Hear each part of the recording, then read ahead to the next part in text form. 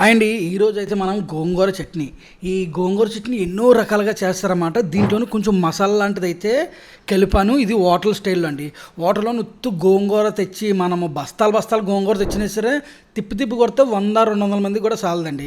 కానీ 2000 మందికి 3000 మందికి గోంగూర చట్నీ చేయాలంటే మాత్రం మేమైతే మాత్రం హోటల్స్లో అయితే ఇదే విధంగా చేస్తాండి. అది ఏ విధంగా అంటే నేనైతే చిన్న సైజు కట్టలు ఒక 15 కట్టలు అయితే తీసుకున్నాను. దాన్ని ఆకు మొత్తం ఏరియమని చెప్పేసి కడిగించేసుకున్నాండి. కడిగేసిన తర్వాత నైస్ కటింగ్ అనేది చేస్తున్నాం. ఇది ఇంటి దగ్గర ప్రాసెస్ అయితే. కానీ మేము హోటల్స్లో అయితే దీన్ని ఆకులు ఏరడాలు అవి ఇవి ఏమి ఉండవండి. కాళ్ళతో సహా కలిపి లాస్ట్ మొదల్లో ఏవైతుందో మొదల వరకు కూడా చాలా నైస్గా కటింగ్ అనేది కొడేస్తాం అనమాట. ఎందువల్లంటే హోటల్లో ప్రాసెస్ అలాగే ఉంటుందండి. ఎందుకంటే ఆకులు ఏరుకుంటూ కూర్చోవాలనుకుంటేటైతే ఓన్లీ ఒక గోంగూర చట్నీ కోసమే ఒక 2000 రూపాయలు ఇచ్చి ఒక 4 ఆడవాళ్ళని పెట్టి ఒలిపించాలన్నమాట తొక్కలన్నీ. కాబట్టి అలా కాకుండా మేమైతే డైరెక్ట్ చేస్తాం హోటల్ అయితే. ఇంటి దగ్గర ఏంటంటే అండి, నేను ఆకనే తీపించేసుకున్న దాన్ని నైస్గా ఇదిగోండి మీరు వీడియోలో చూస్తున్న విధంగా నైస్గా అయితే కటింగ్ అయితే చేసుకున్నాండి. ఫస్ట్ మనం గోంగూర ఏదైతే ఉందో గోంగూరని ఫ్రై చేసుకోవాలి. గోంగూరను ఫ్రై చేసుకోవడానికి మీరు ఎటువంటి కడాయి పెట్టుకున్నా సరే పర్లేదండి. నేనైతే ఇది కొంచెం నాన్ స్టిక్ లాంటిది పాత కడాయి ఏదైతే ఉందో దాన్ని అయితే పెట్టాను. దీంట్లోని స్టార్టింగ్ ఒక 50 గ్రాముల వరకు నేను ఆయిల్ అయితే వేసానండి. ఆయిల్ వేసిన తర్వాత మనము కొంచెంగా గోంగూర తీసుకొని దాంట్లో వేసుకోవాల్సి ఉంటుందన్నమాట. దేంట్లోని మనం ఆయిల్ కడాయి ఏదైతే పెట్టుకున్నామో దాంట్లోనే. ఇంకోటి ఏంటంటే గోంగూర మొత్తం వేసాం అనుకోండి ఒకటేసారి మీకు కలపడానికి కూడా వీలు అనేది కుదరదు అనమాట. అందువలన మీరు మామూలుగా ఏం చేస్తారంటే అండి, ఎప్పుడైనా సరే గోంగూర చెయ్యాలి అని అనుకున్నప్పుడు కొంచెంగా వేసుకుంటాను ఉండాలి. అది వేస్తూ ఉంటే అది ఉడికి అంటే కొంచెం ఆయిల్లో ఫ్రై అయ్యేసరికి చాలా తక్కువ అయిపోతుంది అనమాట. ఆ విధంగా కొంచెం వేసుకుంటూ ఫ్రై చేసుకుంటూనే ఉండాలన్నమాట. ఆ విధంగా అయితే గోంగూర ఎంత అయితే ఉందో గోంగూర మొత్తాన్ని కూడా వేసేసుకొని దీన్ని మనం బాగా ఫ్రై చేసుకోవాలండి. ఎలాగ ఫ్రై చేయాలి, ఎంతవరకు ఫ్రై చేయాలి అనేది చిన్న టిప్ అయితే ఉంటుందండి. నేనైతే దీంట్లో కొల్లుప్పు అనేది వేసుకున్నాను. మీరు సాల్ట్ వేసుకున్నా పర్లేదు, కొల్లుప్పు వేసుకున్నా పర్లేదు, కొంచెం మాత్రమే. జస్ట్ ఆ గోంగూరకి ఆకు అనేది ఎవరికైనా నోట్లో టచ్ అయినా సరే సప్పదనం అనేది ఉండకుండా ఉండాలని ఉద్దేశంతో అండి కొంచెం పసుపు కొంచెం ఉప్పు వేసుకొని దాన్ని కూడా కలుపుకొని తర్వాత మనకు ఆయిల్ ఏదైతే ఉందో ఆయిల్ మొత్తం పైకి తేలాలండి. ఎలా పైకి తేలాలి అంటే అసలు మనము స్టార్టింగ్ ఎంత అయితే ఆయిల్ వేసామో ఆయిల్ మొత్తం పైకి తేలండి. అప్పటి వరకు కూడా బాగా ఫ్రై చేసేవలసి ఉంటుంది అన్నమాట. ఎప్పుడైతే ఆయిల్ తేలిందని అనిపించిందో గోంగూరను తీసి పక్కన పెట్టేసుకొని తర్వాత ఒక కడాయి లాంటివి తీసుకొని దీనికి మసాలా రెడీ చేసుకోవాలి. దానికోసం కొంచెం ఆయిల్ దగ్గర ఒక 2-3 గంటల వరకు ఆయిల్ అనేది పోసుకున్నాను. ఒక 50 గ్రాముల పల్లీలు, తర్వాత ఏమో 50 గ్రాముల వరకు శనగపప్పు అనేది కూడా వేసుకున్నాడు. అది కొంచెం ఫ్రై అవుతుంది అనిపించినాడు పచ్చిమిరపకాయలు 1 కేజీ పచ్చిమిరపకాయలు అనేది పొట్టు తీసాను అన్నమాట. పొట్టు అంటే అదే తొక్క, అదండి తొడుములు ఏవైతే ఉన్నాయో ఆ తొడుములు కూడా తీసేసి ఇంక దీన్ని ఫ్రై చేసుకోవాలండి. మామూలుగా ఫ్రై చేసుకుంటే పైకి పేలుతుంది కదండి. ఇది టప్పమని పేలింది అనుకోండి, మనకి కొళ్ళు చేతులు కాళ్ళు ఇవన్నీ కూడా కాలుతూ ఉంటాయి అన్నమాట. అందువల్ల మూత అనేది పెట్టుకొని బాగా ఫ్రై చేసుకోవాలన్నమాట. పచ్చిమిరపకాయల కలర్ అనేది చేంజ్ అయ్యి అక్కడక్కడ వైట్ కలర్లో వస్తుంది అనేసి మనకు అనిపిస్తుందండి. అప్పుడు వచ్చిన తర్వాతనే మనం మిగిలిన ప్రాసెస్ అనేది చేయాలి. అప్పటి వరకు కూడా మనం అలా ఫ్రై అవుతూనే ఉండాలండి. లేదనుకోండి మీకు పచ్చిమిరపకాయలు అనేది బాగా పచ్చివాసన అయితే వచ్చేస్తుంది. దీంట్లో నేను 30 కేజీ టమాటాలు ఏవైతే ఉన్నాయో టమాటాలను కూడా ఒకదాన్ని 4 ముక్కల కింద కటింగ్ అయితే చేసుకొని అవి కూడా వేసుకొని దీంట్లోనే ఒక 1/2 టేబుల్ స్పూన్ మాదిరి పసుపు, తర్వాత కొంచెం మాత్రమే కల్లుప్పు కొంచెం వేసుకోవాలి. తర్వాత మనము చట్నీ కలుపుకునేటప్పుడు దాంట్లోనే వేసుకొని అడ్జస్ట్మెంట్ అయితే చేసుకోవచ్చు అండి. టమాటో మొత్తం నుజ్జు అయిపోయిన తర్వాత ఎప్పుడైతే మనకి టమాటాలు బాగా ఉడికింది అని అనిపించిందో అప్పుడు ఒకటే వెల్లుల్లిపాయ ఒక 2 టేబుల్ స్పూన్ల మాదిరి జీలకర్ర అనేది కూడా వేసుకోవాలి. ఎప్పుడు దించే ముందు వేసుకొని అది కూడా కొంచెం సేపు మనం కలిపేసుకున్న తర్వాత స్టవ్ అనేది బంద్ చేసుకోవాలి. స్టవ్ బంద్ చేసుకొని దీన్ని చల్లగా అవనివ్వాలండి. మిక్సీలో వేడివేడిగా పెట్టకూడదు కదా. అందువల్ల మనం మళ్ళీ ఎగిరి ఆవిరి వెళ్ళడానికి బయటికి ప్లేస్ లేక అది పట్టని ఎగిరి మళ్ళీ మనపైనే పడుతుందండి. అందువల్లనే మనం మిక్సీలో అయితే వేసుకొని దీంట్లోనే కొంచెం నీళ్ళు అనేది పోసుకున్నాను. నేను పుల్ల గోంగూర చేసుకుంటాను కనుక ఇందులోని చింతపండు పులుపు అయితే వేయట్లేదండి. కానీ మీరు పుల్లగోంగూర కాకుండా తెల్ల గోంగూర అయితే కొంచెం పులుపు వేసుకోండి. నేను పుల్లగోంగూర నాకు పులుపు సరిపోతుంది కనుక నేనైతే ఎట్టి పరిస్థితుల్లో కూడా పులుపుని అయితే వేయలేదు. దాన్ని కూడా మిక్సీలో అయితే పెట్టేసుకున్నాను మసాలాని. ఆ మసాలా పెట్టుకొని ఇప్పుడు గోంగూరలో వేసి కలపాలి. మీరు ఇంతకుముందు ఉత్తు గోంగూరను ఫ్రై చేశాను కదండి నేను. ఒకవేళ కానీ మీరు కానీ ఎప్పుడైనా సరే అలా గోంగూరను ఫ్రై చేసుకొని దాంట్లో ఉప్పు కారం వేసుకొని మీరు కానీ తిన్నారంటే కనీసం ఒక 10-15 ముద్దలు కూడా తిన్నారండి. అంటే మీకు అసలు ఏమీ అర్థం కాదన్నమాట. పుల్లగా ఉంటుంది, రొట్టెలకు ఉంటుంది అన్నమాట. అలా కాకుండా మీకు జబర్దస్త్గా ఉండాలి. మసాలా గోంగూర తిన్న ఫ్లేవర్ కూడా ఉండాలంటే మాత్రం నేను చెప్పినట్టుగా చేయాలి. తర్వాత తాలింపు కోసం అని చెప్పేసి మళ్ళీ ఒక 50 గ్రాముల వరకు ఆయిల్ అనేది వేసుకున్నాను. దీంట్లోనే మనకి శనగపప్పు, మినపప్పు అవి కూడా 50 గ్రాముల వరకు, 50 గ్రాములు కాదండి కొంచెం తగ్గించి అయితే వేసాను. తర్వాత ఆవాలు, జీలకర్ర 2 టేబుల్ స్పూన్లు వేసి దీంట్లోనే దంచిన వెల్లుల్లిపాయలు ఏవైతే ఉన్నాయో వాటిని కూడా వేసానండి. వేసి వెల్లుల్లిపాయలు కొంచెం కలర్ మారిన తర్వాత ఎండుమిరపకాయలని కూడా వేసుకొని కొంచెం సేపు ఫ్రై చేసుకోవాలి. ఎప్పుడైతే ఈ ఎండుమిరపకాయల కలర్ కొంచెం చేంజ్ అవుతుందని అనిపించిందో అప్పుడు కరివేపాకు ఏదైతే ఉందో కరివేపాకు, ఫ్రెష్ కరివేపాకు అండి, భలే చిటపటమని రావాలి, మంచి గ్రీన్ కలర్లో ఉండాలన్నమాట కరివేపాకు. అప్పుడే ఫ్లేవర్ కూడా ఎక్సలెంట్గా ఉంటుంది. దీని తర్వాత ఎల్జీ ఇంగోవ ఏదైతే ఉందో ఇంగోవ పౌడర్ని కూడా ఒక 1/2 టేబుల్ స్పూన్ మాదిరి అయితే వేసుకోవాలండి. గోంగూరకి ఇంగోవ అనేది టచ్ అయ్యి ఆయిల్లో కొంచెం ఫ్రై అయ్యి తాలింపులో వేసుకుంటే అబ్బా దాని ఫ్లేవర్ ఉంటుందండి. అసలు గోంగూర టేస్ట్ ఇంకెక్కడికో వెళ్ళిపోతుంది అన్నమాట. ఇది ఆ తర్వాత తాలింపు మొత్తం మనం గోంగూరలో వేసుకొని వెళ్ళిపోవాలి. చాలామందికి డౌట్ ఏంటంటే ఇది ఎన్ని రోజులు స్టాక్ ఉంటుంది అనేసి అంటారు. మామూలుగా అయితే మాకు హోటల్స్లో అయితే 1 లేదా 2 రోజులు మాత్రమే స్టాక్ ఉంటుంది. ఇంకా హోటల్స్లో అయితే ఆనియన్స్ కలిపేస్తాం, అందువల్ల 24 గంటలు మాత్రమే ఉంటుందండి. కానీ ఇంటి దగ్గర ఆనియన్స్ కలుపుకుంటూ ఉంటే మాత్రం ఒక 2 డేస్ లేదంటే లాస్ట్ ఫైనల్గా 3 డేస్ వరకు అయితే ఉంటుందండి. ఇంకా అంతకు మించి ఉండదు అన్నమాట. ఇదైతే నిల్వ పచ్చడి అయితే కాదండి, నార్మల్గా మనం హోటల్స్లో చేసుకుంటే గోంగూర పచ్చడి అన్నమాట. కానీ టేస్ట్ అన్నారా అల్టిమేట్గా ఉంటుంది. మీరు ఒక్కసారి ఇలా ట్రై చేసుకొని చూడండి, అసలు దెమ్మ తిరిగి బొమ్మ అయిపోద్దండి, అంత బాగుంటుంది అనమాట. ఇంక ఎట్టి పరిస్థితుల్లో మీరైతే మాత్రం వదిలిపెట్టరండి, అబ్బా సూపర్ ఉంది, టెక్నిక్ కూడా బాగుంది అనేసి మాత్రం అంటారండి మీరు, అంత బాగుంటుంది అనమాట. ఎందుకంటే మేము హోటల్లో ఎప్పుడు చేసినా సరే నాకు ఒక మంచి పేరు అన్నమాట, గోంగూర చట్నీ మాత్రం ఎర్రదేస్తాం మాస్టర్ అనేసి అంటారు అనమాట. అదండి ఫైనల్గా అయితే మాత్రం మీకు ఈ గోంగూర చట్నీ వీడియో అయితే అర్థమయ్యింది అనేసి అనుకున్నాను. దయచేసి అర్థమయ్యేటట్టయితే మాత్రం ఒక లైక్ చేయండి, అలాగే సబ్స్క్రైబ్ చేసుకొని పక్కన్న బెల్ ఐకాన్ కూడా నొక్కి నాకు సపోర్ట్ చేస్తారని చెప్పి నేనైతే మరీ కోరుకున్నాను. అంతవరకు ఉంటాను, బాయ్ అండి. అందరికీ నమస్తే.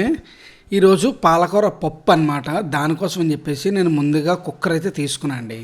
కుక్కర్ తీసుకొని దీంట్లో కరెక్ట్గా 1/2 కేజీ కందిపప్పు ఏదైతే ఉందో, ఓన్లీ కందిపప్పు, కొద్దిగా మంచి క్వాలిటీ లెక్క అనమాట. ఇది రేషన్ షాప్లోది కాదు, కొద్దిగా మంచి క్వాలిటీ లెక్క అయితే కందిపప్పు అయితే తీసుకున్నాను.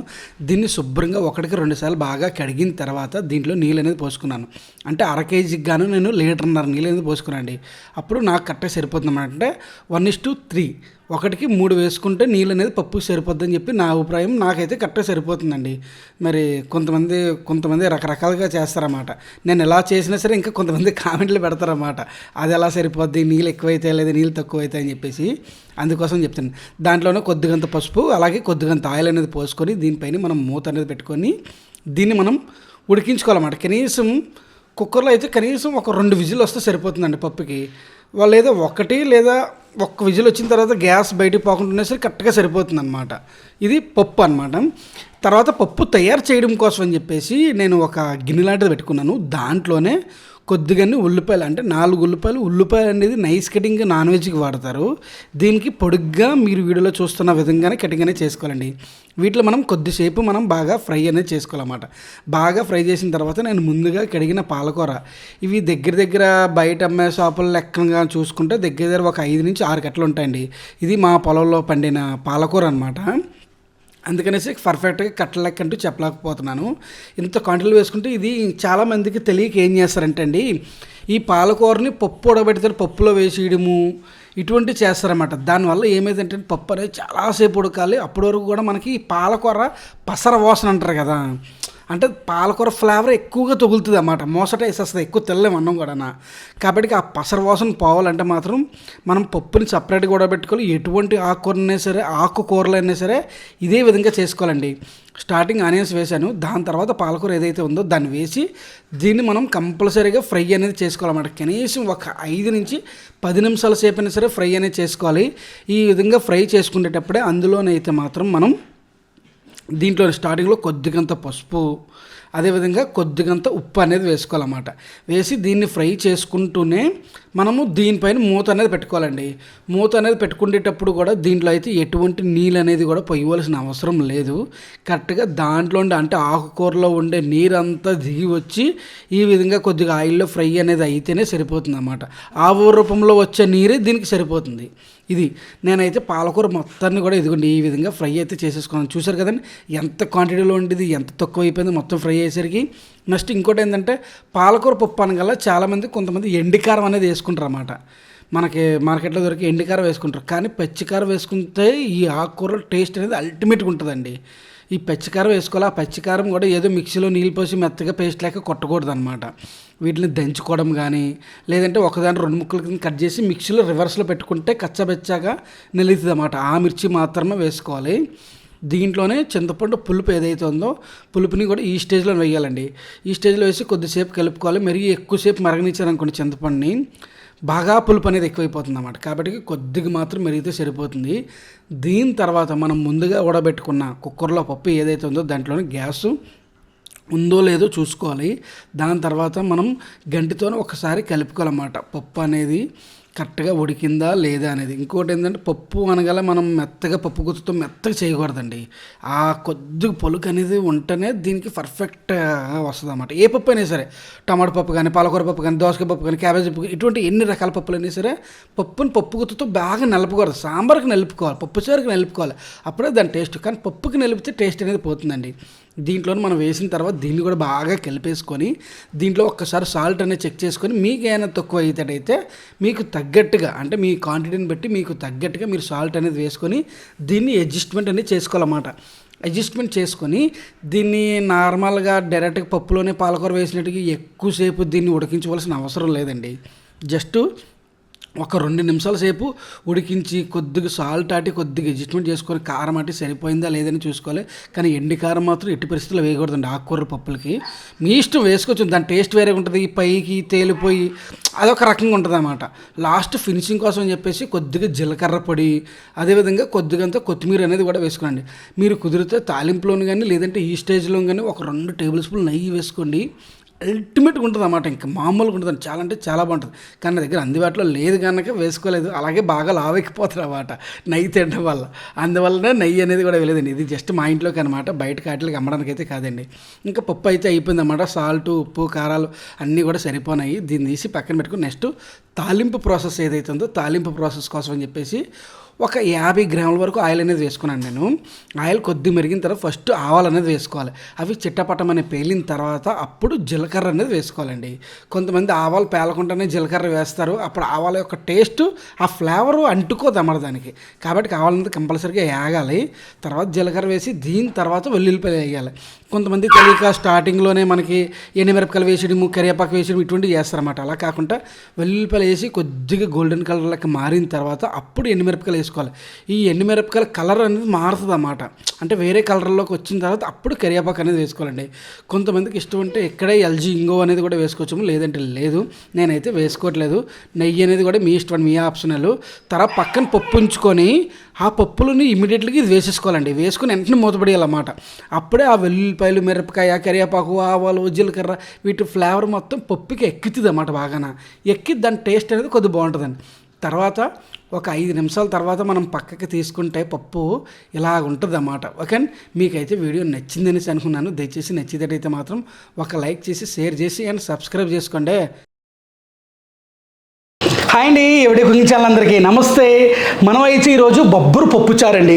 అసలు ఈ బొబ్బరు పప్పుచారు అనగానే అసలు ఎవరు సాధారణంగా పెట్టుకోరు. ఈ బొబ్బరులతో కూడా పప్పుచారు చేయొచ్చు అనేసి కూడా కొంతమందికి అయితే తెలియదండి. కానీ ఒక్కసారి మాత్రం చేసుకొని తిన్నారంటే, ఎందుకంటే ఎప్పుడో మా అమ్మ చేసిందనమాట. అప్పుడు గుర్తుకొచ్చి నేను ఈరోజు అయితే మీకు చేసి చూపించండి. ఈ బొబ్బరు పప్పుచారు కానీ మీరు కానీ టేస్ట్ కానీ చేస్తే అబ్బా ఇంకా అద్భుతం అనమాట. అంత బాగుంటుందండి ఈ బొబ్బరు పప్పుచారు అనేది. కానీ ఈ బొబ్బరు పప్పుచారు మాత్రం ఆరోగ్యానికి మాత్రం ఎన్నో రకాలుగా మంచిదంటండి. ఎందుకంటే మా అమ్మాలు కూడా చెప్పారన్నమాట. అసలు ఒక్కటి కాదు, 2 కాదు, ఎన్నో ఆరోగ్య ప్రయోజనాలు అండి. ఒక్కసారి మీరు గూగుల్లో సెర్చ్ చేసి చూడండి, దీనివల్ల ఎన్ని ఆరోగ్య ప్రయోజనాలు ఉన్నాయో కూడా మీకే తెలుస్తుంది. అలాగే ఈ బొబ్బరు పప్పుచారు అనేది ఫుల్ మెథడ్లోనే కరెక్ట్గా ఎలా చేయాలి ఏంటి అనేది కూడా నేనైతే ఈ వీడియోలో మీకు చెప్పండి. ఇంకెందుకంటే మనం లేట్ చేయకుండా ఈ బొబ్బరు పప్పుచారు ఎలా చేయాలి ఏంటో కూడా తెలుసుకుందామా.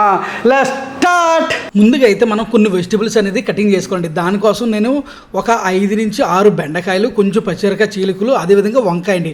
ఇది తెల్ల వంకాయ అనమాట. దీనికి తోడు కొంచెం మునగాకు అనేది తీసుకునండి. మునగాకు వేస్తే అసలు దాని టేస్ట్ ఇంకా వేరే లెవెల్ అన్నమాట. అందుకని ఉంది కనుక నేనైతే తీసుకున్నాను. అదేవిధంగా ఒక 4 టమాటాలను కటింగ్ చేసుకున్నాను. ఒక 3 మునక్కాయలు, మళ్ళీ కొంచెం ఉల్లిపాయలని కొద్దిగా పెద్ద పెద్ద పీసుల కింద అయితే కటింగ్ చేసుకొని ఈ టైప్లో కట్ చేసుకొని పెట్టుకునండి. ఇంకోటి ఏంటంటే ఇందులో మీరు సొరకాయ వేసుకోవచ్చు, దోసకాయ వేసుకోవచ్చు, ఇలా రకరకాల వెజిటబుల్స్ అయితే వేసుకోవచ్చు అనమాట. కానీ నా దగ్గర ఉన్న వరకు అయితే వేసుకున్నాను. అదేవిధంగా 1/2 కేజీ బొబ్బరి పప్పు బద్ద అనమాట. ఇది మామూలు ఫుల్ పప్పు కూడా తీసుకోవచ్చు. నేనైతే బద్ద లాంటిది అయితే తీసుకున్నాండి. దాన్ని ఏం చేయాలంటే 1/2 కేజీ పప్పుని ముందుగా మనం ఏదైనా సరే ఒక కడాయి లాంటిది పెట్టుకొని దాంట్లోని 1/2 కేజీ పప్పుని కూడా మనం బాగా ఫ్రై చేయవలసి ఉంటుందండి. ఎంత బాగా ఫ్రై చేయాలంటే ఎర్రగా వేగాలి. ఆ వేగేటప్పుడు ఆ బొబ్బరి పప్పు ఫ్లేవర్ వస్తుందండి మనకి ముక్కుకి. అబ్బా, అక్కడే నోరు ఊరిపోతూ ఉంటుంది అన్నమాట. అప్పుడు కూడా బాగా వేగిన తర్వాత దీన్ని బాగా కడిగేసుకోవాలి 3-4 సార్లు. అంటే వేగిన తర్వాత కడిగి కుక్కర్లో వేసుకొని దాంట్లోనే కొంచెం మాత్రం పసుపు వేసి కరెక్ట్గా 1/2 కేజీకి గాను 1.5 లీటర్ నీళ్ళు అనేది పోసుకోవాలండి. 1.5 లీటర్ నీళ్ళు పోసుకొని ఇంకా మూత పెట్టుకొని దీన్ని 3 లేదా 4 విజిల్ వరకు అయితే బాగా ఉడికించేసుకోవాల్సి ఉంటుంది. దీని తర్వాత మనం ఏ గిన్నెలో అయితే సాంబారు వెయ్యాలి అనేసి అనుకున్నామో ఆ గిన్నెలోని ఒక 2 టేబుల్ స్పూన్ల వరకు ఆయిల్ అనేది వేసి 1 టేబుల్ స్పూన్ అల్లం వెల్లుల్లి పేస్టు, దీనికి తోడు కొంచెం ఎల్జీ ఇంగో ఏదైతే ఉందో ఇంగో అనేది ఆయిల్లో వేసుకొని కొంచెం ఫ్రై అయితే చెయ్యాలి. అల్లం వెల్లుల్లి పేస్ట్ ఎప్పుడైతే మనకి కొంచెం ఏగింది అని అనిపించిందో మనం ముందుగా కట్ చేసి పెట్టుకున్న వెజిటేబుల్స్ అండి. ఇందులోని ఎన్ని రకాల వెజిటేబుల్స్ అయినా సరే వేసుకోవచ్చుము. నేనైతే బెండకాయ, తర్వాత వంకాయ, మునక్కాయ, తర్వాత ఏమో టమాటా, కొద్దిగా ఆనియన్స్ ఈ టైప్లో అయితే వేసుకున్నాను. మీకు నచ్చిన వెజిటేబుల్స్ అయితే మీరు వేసుకోవచ్చుము. ఇవే వెయ్యాలి అవే వెయ్యాలి అనుకుంటూ కూడా ఏమీ లేదండి. అది కూడా కొంచెం ఫ్రై అయిన తర్వాత ఒక 1/2 టేబుల్ స్పూన్ పసుపు, 1 టేబుల్ స్పూన్ వరకు కారము, తర్వాత ఉప్పు అనేది వేసుకోవాలి. ఉప్పు అనేది ముక్కలకు సరిపడగా మాత్రం వేసుకోండి. ఒకవేళ స్టార్టింగే మీరు ఎక్కువ వేస్తారు అనుకోండి, ముక్కలన్నీ కూడా లాస్ట్కి ఉప్పుగా ఉంటాయి అన్నమాట. అలా వండుకుంటూ ఉండాలంటే కొంచెం మాత్రం ఉప్పు వేసుకోవాలి. అవి కూడా కొంచెం వేగిన తర్వాత దీంట్లో మనం నీళ్ళు అనేది పోసుకోవాలి. ముక్కలు ములిగేంత వరకు నీళ్ళు పోసి దీన్ని కనీసం ఒక 5 నిమిషాల సేపు అయినా సరే, అంటే హాఫ్ బాయిల్ వరకు మాత్రం ఉడకబెట్టుకోవాలండి వీటిని. ఈ విధంగా సాంబార్ ముక్కలు మనకి కొద్దిగా ఉడుకుతున్నప్పుడే మనం ముందుగా ఉడకబెట్టాం కదండి పప్పు, ఆ పప్పుని పప్పు గుత్తుతోని మెత్తగా చేసేసుకోవాలన్నమాట. ఎందుకంటే బద్దగా ఉంటుంది కదా, కాబట్టి మనకి సాంబార్లో అదేనండి పప్పుచారులో ఆ విధంగా ఉంటే బాగోదు అనమాట. అందువల్ల మెత్తగా చేసుకొని ఇది మునగాకు అంటే ఈ స్టేజ్లో వేసుకోవాలండి. అప్పుడే అది కూడా మనకి దాని ఫ్లేవర్ కూడా బయటకైతే వస్తుంది. ఆ స్టేజ్లో వేసి కొద్దిసేపు మనం కొంచెం ఉడకనివ్వాలన్నమాట. దీని తర్వాత చింతపండు పులుపు అనేది వేసుకోవాలి. మరి చింతపండు పులుపు ఎంత వేసుకోవాలండి అంటే మాత్రం దీని దగ్గర నాకు సమాధానం లేదండి. ఎందుకంటే ఒక్కొక్క చింతపండు స్వీట్ ఉంటుంది, ఒక్కొక్క చింతపండు బాగా పులుపు ఉంటుంది, ఒక్కొక్క చింతపండు కొంచెం తక్కువ ఉంటుంది అన్నమాట పులుపు అనేది. కాబట్టి మీ ఏరియాలో మీరు ఎటువంటి చింతపండు కొనుక్కున్నారు అనే దాని మీద ఆధారపడి ఉంటుందండి. అందువల్ల పులుపు అనేది మీరు అడ్జస్ట్మెంట్ చేసుకోవాలి వీడియోలో చూస్తున్న విధంగా. దాని తర్వాత మనం ముందుగా రుబ్బుకొని పెట్టుకున్న పప్పు ఏదైతే ఉందో ఆ పప్పుని కూడా ఇందులో వేసుకొని కొద్దిసేపు మనం మరగనిచ్చిన తర్వాత దీంట్లో కరెక్ట్గా 1 టేబుల్ స్పూన్ జీలకర్ర పొడి మాత్రం వేసి దీనిపైన మూత పెట్టి దీన్ని కనీసం ఒక 5 నిమిషాల సేపు అయినా సరే పైకి బాగా నొరగొచ్చేంత వరకు ఈ విధంగా ఉడికించుకోవాల్సి ఉంటుందండి. నేనైతే మంచి ఉడికించుకున్నమాట. కానీ ఉడికిన తర్వాత నాకు ఇంకో కొద్ది చిక్కదనం ఎక్కువ అయ్యింది అనేసి అనిపించింది అనమాట. అందువల్ల నేను నీళ్ళైతే పోసుకున్నాండి. ఇక్కడ మీరేం చేస్తారంటే మీ చిక్కదనాన్ని పెట్టి, అంటే మీరు కొంతమంది బాగా చెక్క తింటారు, కొంతమంది పలచుకుంటూనే తింటారు, అలా కదా. దాన్ని బట్టి మీ చిక్కదనాన్ని పెట్టి మీరు అడ్జస్ట్మెంట్ అనేది చేసుకోండి. తర్వాత సాల్ట్ అనేది చెక్ చేసుకోండి. ఈ స్టేజ్లోనే కరెక్ట్గా సాల్ట్ అనేది సరిపోయిందా లేదా, చాలకపోతే ఇంకో కొద్దిగా వేసేసుకోండి. ఎక్కువైతే మాత్రం కొద్ది నీళ్ళు పోసుకొని కొద్ది పులుపు వేసుకోండి.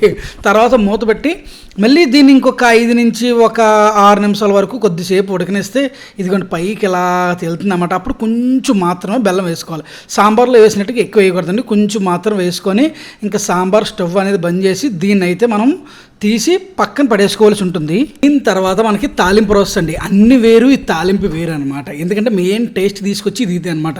స్టార్టింగ్లో వేసే దానికంటే కూడా లాస్ట్లో వేసుకుంటే దాని ఫ్లేవర్ భలే ఉంటుందండి. నేనైతే ఒక ఫ్రై పాన్ లాంటిది అయితే పెట్టుకొని దాంట్లోనే ఒక 4 టేబుల్ స్పూన్ల ఆయిల్, ఒక సర్వింగ్ స్పూన్ వరకు నెయ్యి అనేది వేశాను. నెయ్యి అనేది పూర్తిగా ఆప్షన్ అండి, మీకు ఇష్టం ఉంటే వేసుకోవచ్చుము, లేదంటే లేదు. దీంట్లోనే నేను కరెక్ట్గా ఒక సర్వింగ్ స్పూన్ మాదిరి మినపప్పు, ఒక సర్వింగ్ స్పూన్ ఏమో శనగపప్పు, కొంచెం ఆవాలు, కొంచెం జీలకర్ర, అవి కూడా ఒక్కొక్క టేబుల్ స్పూన్ అనుకోండి. ఆ విధంగా వేసి దీన్ని కొంచెం సేపు మనం ఫ్రై అయితే బాగా అవనివ్వాలన్నమాట. ఎంత బాగా అంటే శనగపప్పు కానీ మినపప్పు కానీ కొద్దిగా ఫ్లేవర్ మన ముక్కుకి తెలిసిపోతుందండి అప్పటి వరకు కూడా. దాని తర్వాత వెల్లుల్లిపాయలు, ఇవి కొద్దిగా డీ ఫ్రిడ్జ్లో పడేసారన్నమాట మా వాళ్ళకి తెలియక.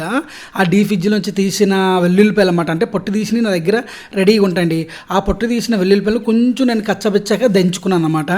దంచుకొని ఆ వెల్లుల్లిపాయలను కూడా వేసి అది కూడా కొంచెం వేగిన తర్వాత నెక్స్ట్ ఎండుమిరపకాయలు, ఇవి మినిమం ఒక 10 ఎండుమిరపకాయలు ఉంటాయన్నమాట. ఒకదాన్ని 2 ముక్కల కింద చేసి దీన్ని కూడా మనం కొంచెం అయితే కలిపేసుకోవాల్సి ఉంటుందండి.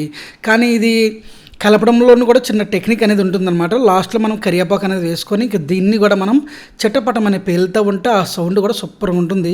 ఇంకా దీన్ని కూడా బాగా కలిపేసుకోవాలండి. ఇలా కలుపుకునేటప్పుడు తాలింపు ఎప్పుడైనా సరే మీకు మనం ముందుగా వేసిన శనగపప్పు మినపప్పు ఎర్రగా రావాలి, అంటే గోల్డెన్ కలర్ లెక్క రావాలి. వెల్లుల్లిపాయ కూడా లైట్ గోల్డెన్ కలర్ లెక్క రావాలి. ఎండుమిరపకాయలు ఏవైతే ఉన్నాయో అవి ముందు ఎర్రగా ఉంటాయి, బాగా మాడిపోతేనేమో నల్లగా అయిపోతాయి. అలా కాకుండా రెండింటికి మధ్యలో ఉండేటట్టు ఎండుమిరపకాయలు అనేది వేగాలి. కరివేపాకు కూడా అక్కడక్కడ నల్లగా అయిపోయినట్టు కనిపించాలన్నమాట. అప్పుడు వేగింది అని చెప్పి అర్థం. దీంట్లోనే 1 టేబుల్ స్పూన్ వరకు మిర్చి పౌడర్ అనేది కూడా వేసుకున్నాను. దాన్ని కూడా కొంచెం సేపు మనం కలిపిన తర్వాత మనం ముందుగా ఉంచుకున్న సాంబార్ ఏదైతే ఉందో ఆ సాంబార్లోని ఈ తాలింపుని వెయ్యాలండి. ఇక్కడ ఉంటుందన్నమాట. ఇలాగ మనం తాలింపు వేయగల కనీసం చుట్టుపక్కల ఉండే ఒక 10 ఇల్లులు అండి. 10 ఇల్లుల వరకు మాత్రం అబ్బా ఏం చేశారమ్మా, ఏం చేశారు, భలే వాసన వస్తుంది అనేసి అంటారన్నమాట. ఎందుకంటే ఆ బొబ్బరి పప్పుకి తాలింపు పడేసరికి దాని ఫ్లేవరు ఎక్కడికో వెళ్ళిపోతుంది అనమాట. నెక్స్ట్ వచ్చేసరికి మనం కొంచెం కొత్తిమీర అనేది వేసుకోవాలి. ఇప్పుడు లాస్ట్ స్టేజ్లోని మనం ఇంకొక 2 నిమిషాలు దించేస్తున్నాం అనగా కొత్తిమీర అనేది వేసుకొని దానిపైన మూత పెట్టి దీన్ని కనీసం లాస్ట్ స్టేజ్లో ఒక 2 నిమిషాల సేపు అయినా సరే ఉడకనివ్వాలండి. అప్పుడు మనకి ఆ మిరపకాయల్లో ఉండే కారం మొత్తం కూడా మనకి ఈ పప్పుచారులోకి దిగిపోతుంది అనమాట. ఈ విధంగా దిగిన తర్వాత ఇంక ఒక్కసారి కలిపేసుకుంటే ఇంకా ఫైనల్గా మనకి పప్పుచారు అనేది అయితే మాత్రం రెడీ అయిందండి. కానీ దీన్ని మాత్రం అసలు వేడివేడి అన్నంలో కానీ వేసుకొని తింటే ఇంకా మీరు ఎట్టి పరిస్థితులు వదిలిపెట్టరు అనమాట. అంత బాగుంటుందండి ఈ పప్పుచారు అనేది. ఫైనల్గా అయితే మాత్రం మనకి ఈ బొబ్బరి పప్పుచారు అనేది అయితే మాత్రం ఇదిగోండి ఈ విధంగా రెడీ అయిందనమాట. ఈ బొబ్బరి పప్పుచారు వీడియో అయితే మీకైతే పూర్తిగా నచ్చింది అనేసి అనుకుంటున్నాను. దయచేసి నచ్చితే మాత్రం ఒక లైక్ చేయండి, అలాగే షేర్ చేసి సబ్స్క్రైబ్ కూడా చేయండి. ఇటువంటి మరిన్ని వీడియోస్తో గెలుస్తాను. అంతవరకు బాయ్. హాయ్ అండి, ఏవిడే కుకింగ్ ఛానల్ అందరికీ స్వాగతం. ఇవాళ మన స్పెషల్ ఏంటంటే ఆలు ఫ్రై అండి. ఇది ఆలు దమ్ ఫ్రై కాదనమాట. దమ్ ఫ్రై అంటే ఉడకబెడతారు, దాన్ని ఉడకబెట్టిన తర్వాత సేమ్ ఇదే విధంగా చేస్తారన్నమాట. కానీ అది వేరే రకమైన టేస్ట్ వస్తుంది. కొద్దిగా అక్కడక్కడ ముద్ద అయిపోయినట్టు ఉంటుంది. పర్ఫెక్ట్ మెథడ్లో ఉడకబెట్టుకోవాలన్నమాట దాన్ని అయితే. ఇది ఏంటంటే కొద్దిగా ఆయిల్లో ఫ్రై చేసిందన్నమాట. దీని టేస్ట్ ఎలా ఉంటుందంటే చాలా అల్టిమేట్గా ఉంటుందండి. కొన్ని ఫంక్షన్లో కానీ కొన్ని కర్రీ పాయింట్లో కూడా ఇదే విధంగా ఉంటుంది. చాలా పొడిగా ఉంటుంది అన్నమాట. అది ఎలా చేయాలో కూడా మనం ఇప్పుడు చూద్దాం. ముందుగా మనం బంగాళదుంపలు అనేది కటింగ్ అనేది చేసుకోవాలన్నమాట. ఈ ఆలుని వచ్చేసరికి మనం పొట్ట అనేది తీసుకున్న తర్వాత మీకు ఏది అందుబాటులో ఉంటే అది సేమ్ ఈ సైజు వచ్చేటట్టు కటింగ్ అనేది చేసుకోవాలండి. మీరు వీడియోలో చూస్తున్న విధంగాన ఎప్పుడైనా సరే ఆలు అనేది మనకి రకరకాలుగా కట్ చేయొచ్చు. కానీ నేనైతే మాత్రం కొద్దిగా ఈ స్టైల్లో బాగుంటుందని చెప్పేసి ఈ స్టైల్ అయితే కట్ చేశాను.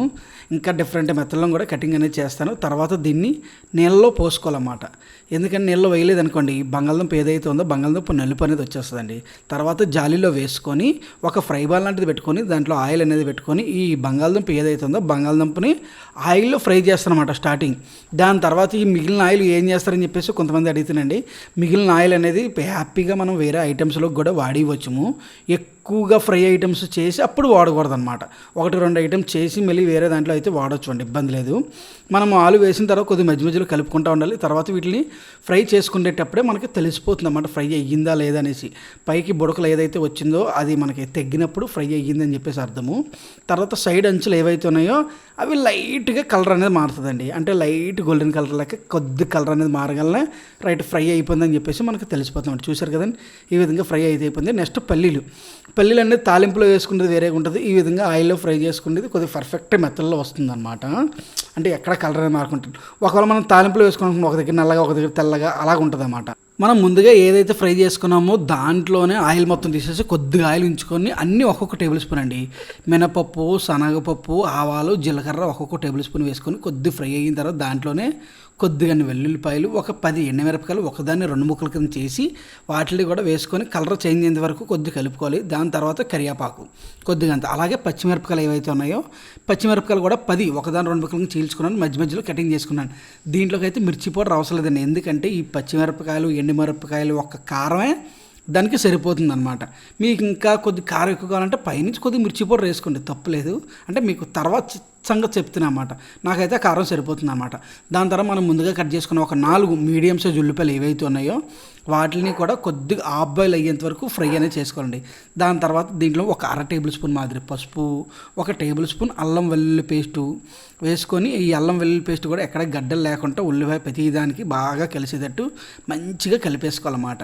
కలిపిన వెంటనే మనం పల్లీలు ఆలు 2 ఏదైతే ఫ్రై చేసుకున్నామో ఆ ఫ్రై అనేది కూడా ఒక్కసారి కింద నుంచి పైకి తిప్పుకున్న తర్వాత మనము దీంట్లోని ముందుగా జీలకర్ర పొడి అనమాట. ఇది సొంతంగా పెట్టుకున్న జీలకర్ర పొడి 1 టేబుల్ స్పూను, ధనియాల పౌడర్ అనేది 1 టేబుల్ స్పూన్ కూడా వేసుకోవాలి. దీనికి తోడు రుచికి సరిపడగా సాల్ట్ అండి. ఉప్పు అనేది 1 టేబుల్ స్పూన్ అయితే నేను వేసుకున్నా, కరెక్ట్గా సరిపోయింది. దాని తర్వాత కొబ్బరి పొడి, ఇది మెయిన్ అనమాట. ఇది ఎండి కొబ్బరి పొడి అండి. ఇది ఒక రకమైన టేస్ట్ వస్తుంది. అదేవిధంగా పచ్చి కొబ్బరి ఏదైతే ఉందో పచ్చి కొబ్బరి వేరే రకమైన టేస్ట్ వస్తుంది. ఇది క్వాంటిటీ ఎంత అనేసి అంటారు కదండి, కరెక్ట్గా కేజీ బంగాళదుంపలు అన్నమాట. ఒక 50 గ్రాముల వరకు కొబ్బరి పౌడర్ అనేది వేసుకుంటున్నాను నేను.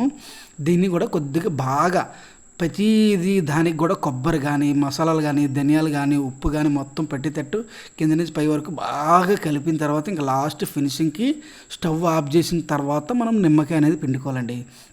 నేనైతే ఒక బద్ద నిమ్మకాయ అనేది పిండుకున్నాను. దానిపైన కొత్తిమీర వేసుకొని ఇంకా కలిపేసుకుంటే ఇంకా దీని టేస్ట్ ఉంటుందండి. అసలు ఇంకా మామూలుగా ఉండదు అన్నమాట. అంత అల్టిమేట్గా ఉంటుందండి. చాలా అంటే చాలా బాగుంటుంది అన్నమాట. మీరు సేమ్ టు సేమ్ ఇదే విధంగా నేను చెప్పిన విధంగా కానీ మీరు కానీ ట్రై చేసేటట్టయితే మీరు టేస్ట్ అన్నారా ఇంకా అదిరిపోద్ది అనమాట. ఇది దీని తోడు కొద్దిగంత చారు చేసుకుని తింటే ఉంటుందండి, ఇంకా మామూలుగా ఉంటుంది అన్నమాట. ఓకే, మీకైతే మాత్రం ఈ వీడియో నచ్చిందని అనుకున్నాను. దయచేసి నచ్చేటట్టయితే మాత్రం ఒక లైక్ చేసి సబ్స్క్రైబ్ చేసుకొని పక్కన బెల్ ఐకాన్ నొక్కి మీ అభిప్రాయం నా కామెంట్ రూపం ద్వారా తెలియజేస్తారని చెప్పి నేనైతే కోరుకున్నాను. అంతవరకు ఉంటాను. బాయ్.